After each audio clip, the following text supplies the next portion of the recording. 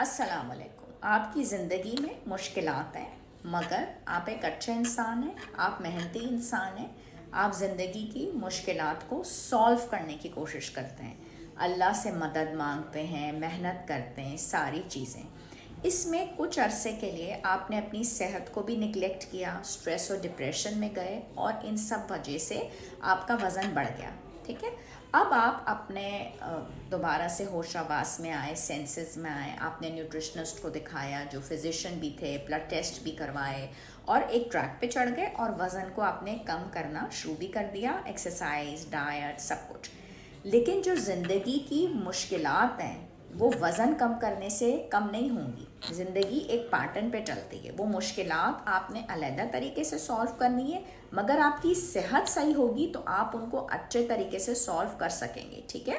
तो वज़न कम करने से मुश्किलात ख़त्म नहीं होती, हिम्मत अच्छी रहती है सेहत के साथ।